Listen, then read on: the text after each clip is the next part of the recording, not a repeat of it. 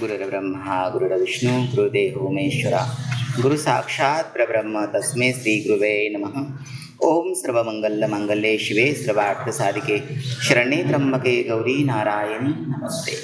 ओम मनोजवं मारुततुल्यवेगं जितेन्द्रियं बुद्धिमता वरिष्ठं वातात्मजं मानत्तमुख्यं श्रीरामदूतं शरणं प्रपथे. खूप आनंद वाटला. प्रभूंचं चिंतन आपण सगळ्यांनी श्रवण केलं. आज हनुमंतरायाचा भक्तीचा वार आहे, शनिवार. हनुमंतराय आपल्या सर्वांचं आराध्य दैवत.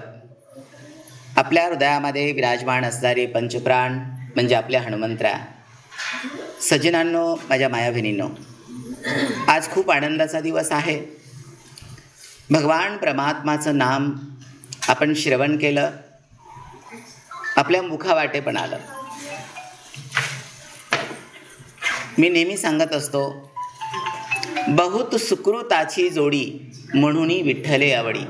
अनंत जन्माचं पुण्य असल्याशिवाय त्या भगवान परमात्माचं नाम, कृपा सिंधूचं नाम आपल्या मुखात येणार नाही.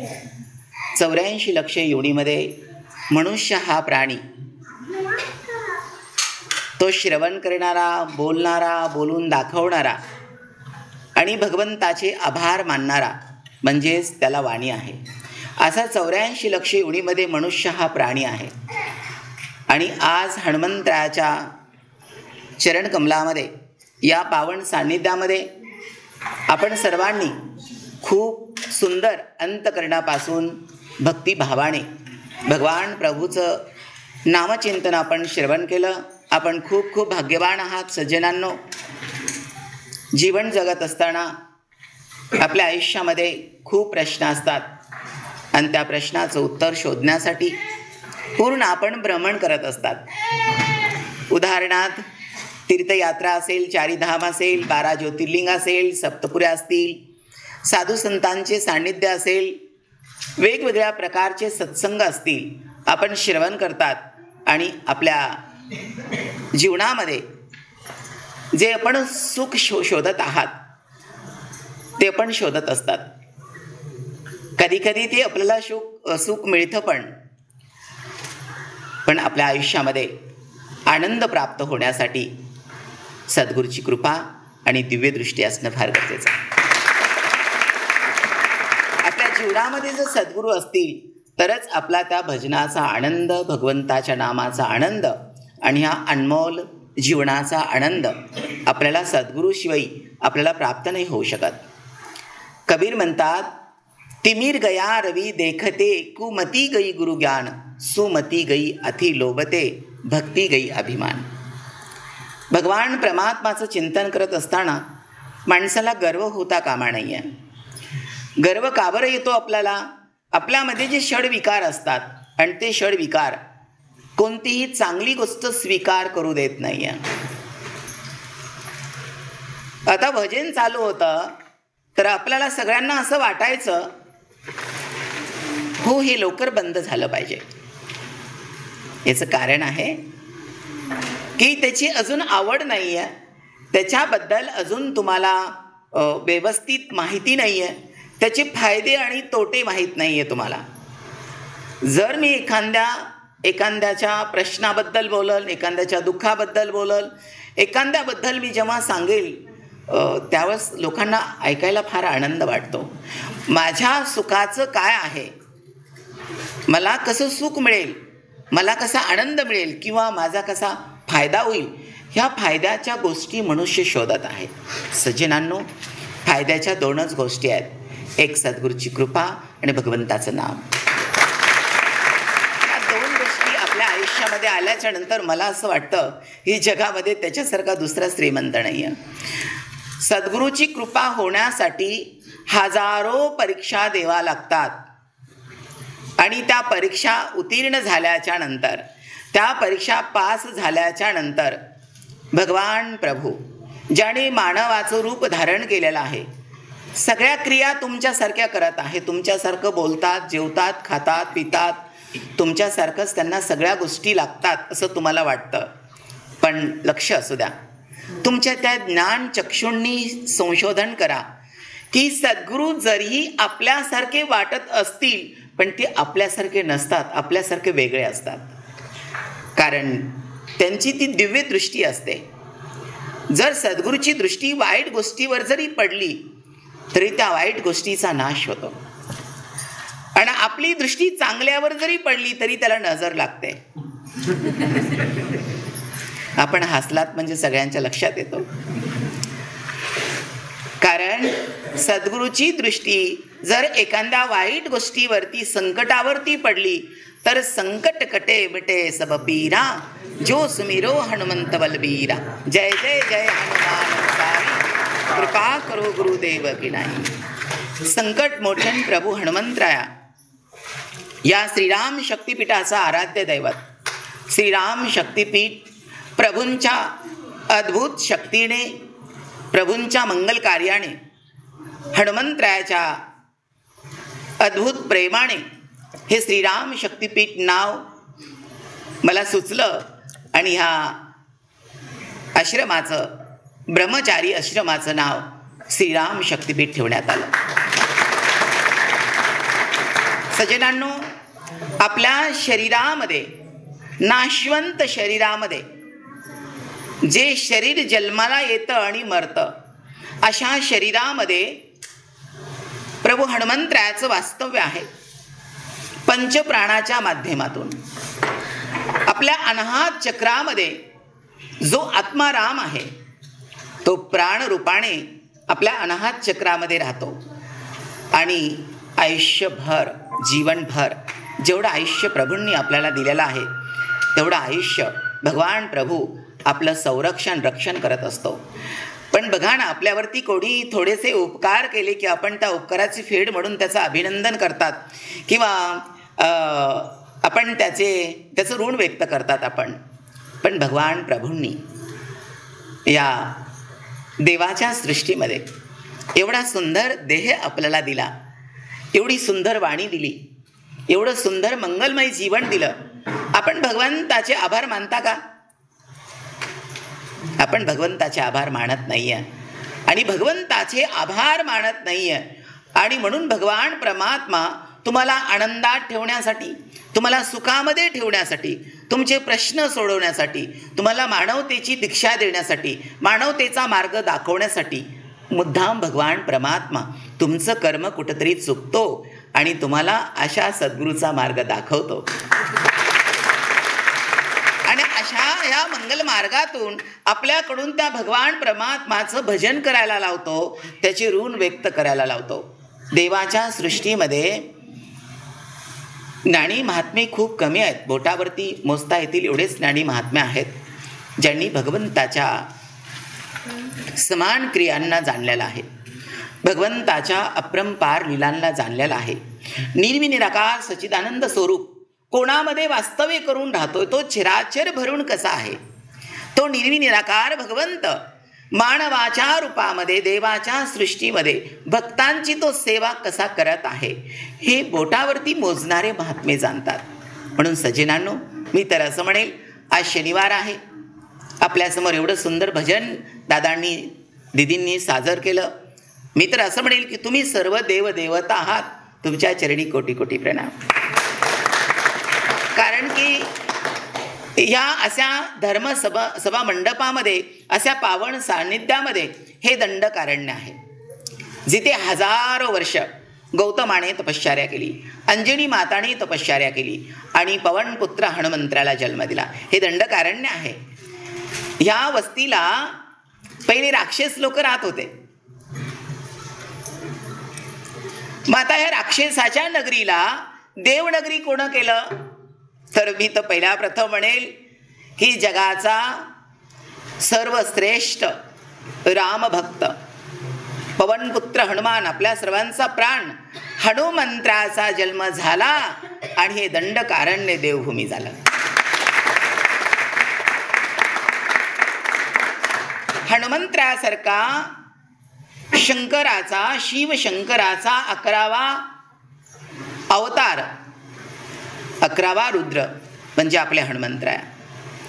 हनुमंतरायाने जगाच्या कल्याणासाठी, या सृष्टीच्या उन्नतीसाठी, प्रगतीसाठी प्रत्येक माणसाला, प्रत्येक जीवाला, प्रत्येक भक्ताला सहाय्य करण्यासाठी, मानवतेचा मार्ग देण्यासाठी, रामनामाची दीक्षा देण्यासाठी भगवान प्रभूंनी रामायणामध्ये प्रभू रामचंद्राची, भगवंताची सेवा प्रभूंना करायची होती हनुमंतरायाला.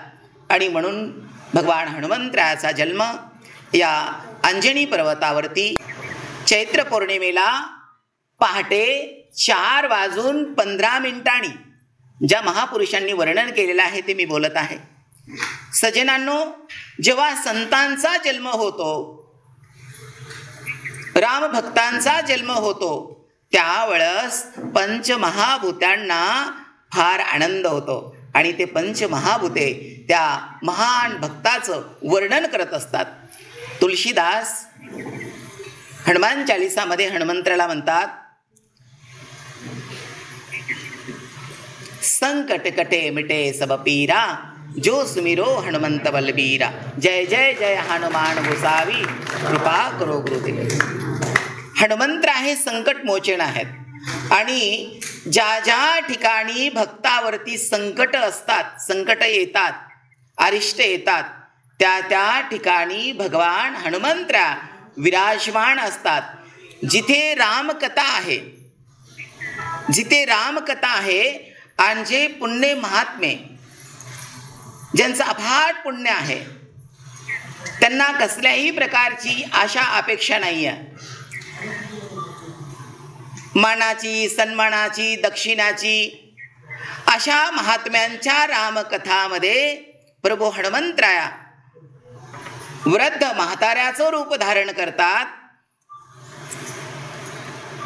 सर्व प्रजा यायच्या अगोदर हनुमंतराया कथेला येऊन बसतात आणि कथा पूर्ण झाल्याच्या नंतर सर्व प्रजा भक्त निघून जातात आणि सर्वांच्या शेवट हनुमंतराया जातात.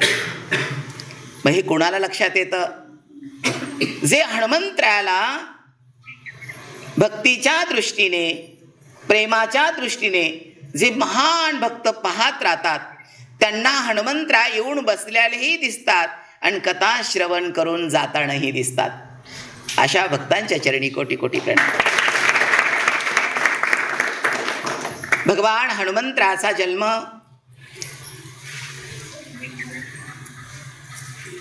त्र्यंबक राजाच्या सान्निध्यामध्ये, माता गंगा गोदावरीच्या सान्निध्यामध्ये, अंजनी म्हणून पर्वत आहे. आपण कोणी गेलात नाही गेलात, अनंताच्या अनंत कथा आहेत. आज प्रभूंचा शनिवार आहे. प्रभूंचा आदेश झाला म्हणून आपल्या सर्वांशी मी प्रभूंबद्दल बोलत आहे. सज्जनांनो, ऋषी गौतमाने, ऋषी गौतम म्हणजे भगवान विश्वनाथाचे, शिवशंकराचे, शंभूचे भक्त. 1000 वर्षे गौतमाने ब्रह्मगिरीवरती तपश्चर्या केली. आणि गौतमाची साधना म्हणजे काय? रोज 108 लिंगाची स्थापना करायची आणि त्याचं पूजन करायचं, शिवनामाचा जप करायचा. तर गौतमाचं पुण्य वाढल्याच्या नंतर बघा, मनुष्य देह एकदा धारण केला की स्पर्धेचं जीवन आहे. प्रत्येक जण प्रत्येकाशी स्पर्धा करत असतो. मी जर 4 वेद पाठ केलेले आहेत तर दुसऱ्याला असं वाटेल की मी 4 वेद पाठ करेल, मुखद्गत करेल, 6 शास्त्र मुखद्गत करेल, 18 पुराण मुखद्गत करेल. एकमेकाची स्पर्धा असते. पण त्यावेळेस गौतमाचं पुण्य एवढं वाढलेलं होतं, एवढं वाढलं होतं की इंद्राचं आसन धोक्यात होतं. कारण एखाद्याच्या भक्तीचा प्रभाव वाढला की फार चमत्कार होतात. आणि एकदा चमत्कार भक्ताच्या भक्तीमध्ये, भक्ती करत असताना भगवंताची खूप चमत्कार होतात. पण त्या चमत्काराकडे लक्ष न देता भगवंताची भक्ती करायला पाहिजे. चमत्काराकडे लक्ष दिलं की माणसाच्या आशा अपेक्षा वाढतात, माणसाला गर्व पण निर्माण होऊ शकतो आणि त्या भगवंताच्या भक्तीपासून तो दूर पण जाऊ शकतो. पण ब्रह्मदेवाचे मानसपुत्र सप्त ऋषीमध्ये ज्याचं वर्णन केलं जातं गौतमाचं, गौतमाने प्रजेची सेवा कशी केली? कारण 12 न 12 24 वर्ष या महाराष्ट्रामध्ये, या पृथ्वी तलावरती, या दिव्य भारतामध्ये पाऊसच पडला नाही आहे. मग पाऊस पडला नाही, धन धान्य वगैरे लोक उपाशी मरायला लागले. पण साधू संतांना प्रपंचिक लोकांची दया येते. प्रपंचिक लोकांना किती येते मला माहीत नाही आहे, पण साधू संतांना प्रपंचिक लोकांचं दुःख सहन होत नाही आहे. गौतमाने गौतमाच्या तपोबलाने सकाळी ब्रह्ममुहूर्तावरती साळी पेरायच्या, त्या दुपारी सोंगायच्या, त्याचा भात बनवायचा आणि संध्याकाळी सर्व त्र्यंबकेश्वर नगरीला पंचकृषीमध्ये येणारे सर्व ऋषी मुनी साधू संत ब्राह्मण सर्व विद्वान पंडित सर्वांना गौतमाने जेवण द्यायचं. आता विचार करा, अन्नदान हे सर्वश्रेष्ठ दान आहे. आपल्या भारतीय संस्कृतीमध्ये अन्नदानाला फार महत्त्व आहे. गौतमाचं पुण्य वाढल्याच्या नंतर कोणाला गादी नको वाटते का सांगा? प्रत्येकाला प्रत्येकाच्या खुर्चीचा सन्मान आहे, प्रत्येकाच्या खुर्चीचा विरोध करत असतो. जे ऋषीमुनींनी सांगितलेलं आहे तेच मी बोलत आहे. आणि इंद्रदेवाचं आसन धोक्यात आलं आणि इंद्रदेवाला असं वाटलं की आता गौतमाची साधना कुठंतरी भंग करायला पाहिजे. हे सगळं कशासाठी चाललं होतं? हे सगळं भल्यासाठी चाललेलं होतं. का की स्वर्गामध्ये जी गंगा गोदावरी आहे, ती गोदावरी या मृत्यू लोकामध्ये आणायची होती. आणि ती गोदावरी आणण्यासाठी गौतमाला हजारो वर्षात तपश्चर्या करावं लागली, साधना करावं लागली.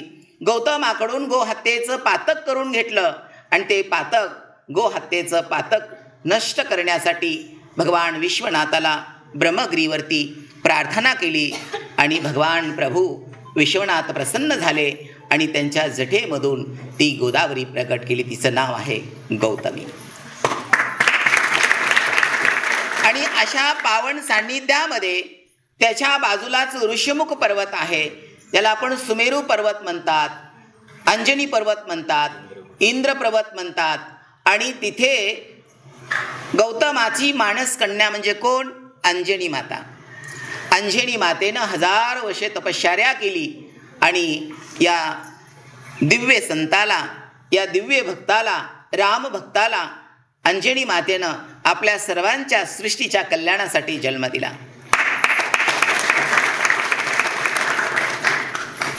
हनुमंतराचा जन्म झाला, पंचमहाभूतांना आनंद झाला, सृष्टीला आनंद झाला, माता पृथ्वीला आनंद झाला.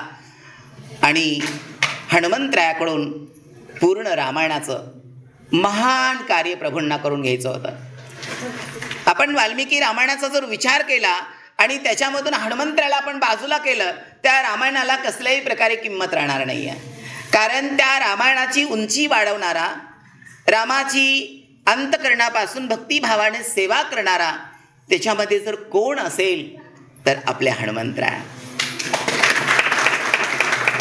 कारण प्रभू रामचंद्राने राम, लक्ष्मण, भरत, शत्रुघ्न आणि हनुमंतराया रामाने नेहमी हे सगळे आम्ही भाऊ आहात, आम्ही समान आहात.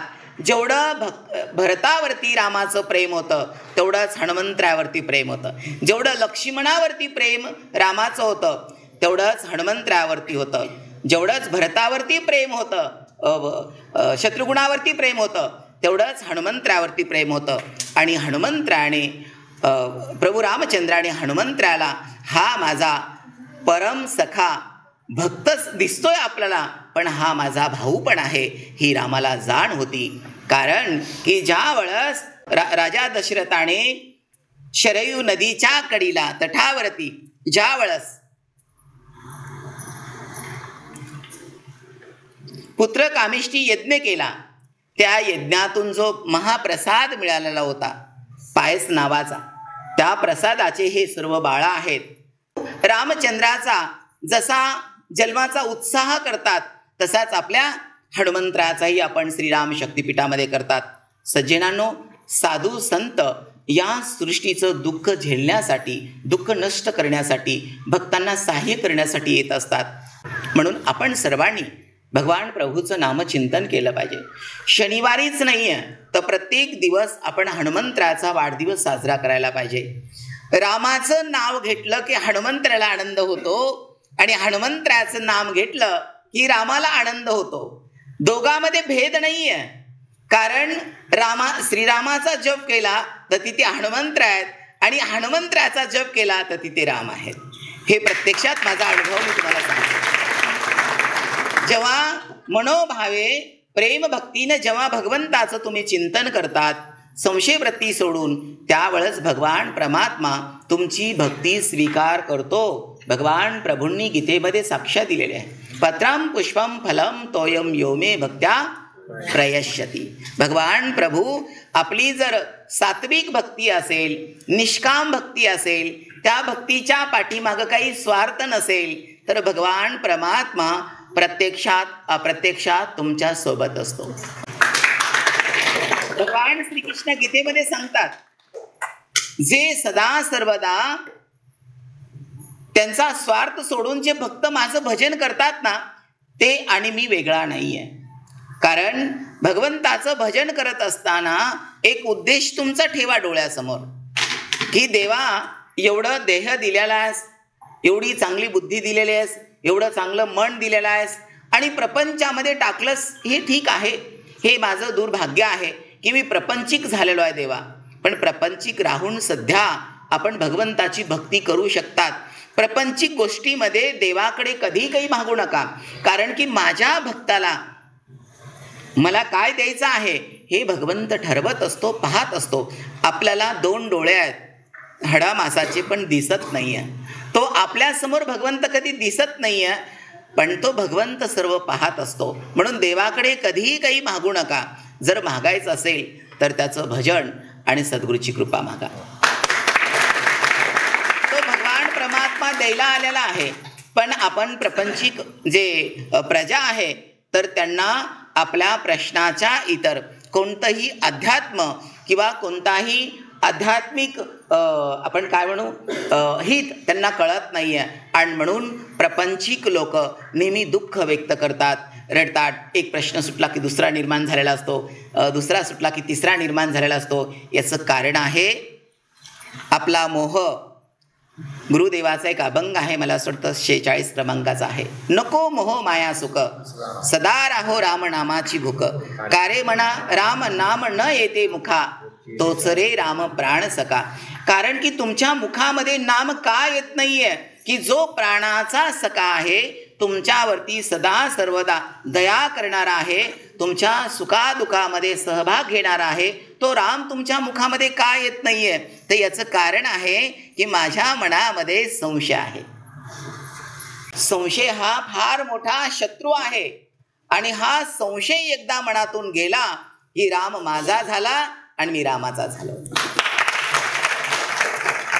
आता संशय नष्ट करण्यासाठी एकमेव रामबाण औषधी कोणती आहे तर आपल्या सद्गुरूंची कृपा. आपल्या सद्गुरूंची कृपा जर आपल्यावरती असेल तर तो संशय आपला दूर होतो. आणि एकदा संशय दूर झाला की तो निर्विनिराकार सच्चिदानंद परब्रह्म परमात्मा आपल्याला डोळ्याने सर्वांमध्ये दिसायला लागतो आणि आपोआप आपल्याला ज्ञान वैराग्य प्राप्त होतो. ज्ञान वैराग्य लोकांना आता फक्त पुस्तकं वाचून झालेलं आहे. अनुभवाचं, भक्तीचं, प्रेमाचं, श्रद्धेचं, परोपकाराचं हे ज्ञान वैराग्य आता हल्ली आपल्याला दिसत नाही आहे. खरंच ते ज्ञान वैराग्य जर प्राप्त करायचं असेल तर सत्संगामध्ये, सद्गुरूच्या सान्निध्यामध्ये जाणं फार गरजेचं आहे. आज आपण खूप भाग्यवान आहात. हनुमंतराच्या चरणी आपण हे सर्व श्रवण करत आहात. जीवन जगत असताना वेगवेगळ्या प्रकारच्या संगती मिळतात, पण खरी संगत कोणाची आहे?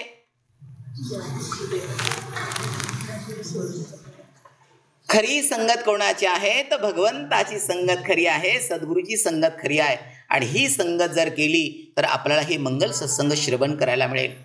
आपण जीवन जगत असताना भगवंताच्या सृष्टीमध्ये आपण 2 गोष्टींचा विचार करायला पाहिजे, की आपला जोपर्यंत संशय जात नाही तोपर्यंत भगवंताचं नाम आपल्या मुखात येणार नाही आहे. जोपर्यंत नाम मुखात येणार नाही आहे तर हा जड जीव उद्धारून जाणार नाही आहे. हे जडजीव उद्धारण्याचं एकमेव रामबाण औषधी म्हणजे काय, तर भगवंताचं नाम. तर मी आपल्या सर्वांना हृदयापासून विनंती करेल की आपले प्रश्न रोज निर्माण होणारे आहेत, सुटणारे प्रश्न निर्माण होणारे आहेत, तर प्रश्नाकडे लक्ष न देता इथे रामनामाची वही आहे, इथे रामनामाचे ग्रंथ आहेत, गुरुचा महिमा आहे.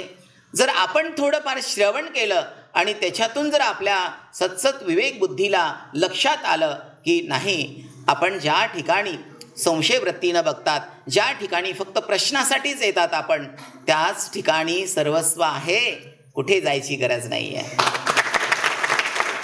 ज्यावेळेस तुम्ही श्रवण कराल त्यावेळेस, आणि रामनामाचं भजन तेच लोक करू शकतात की परिपूर्णते पात्र आहेत.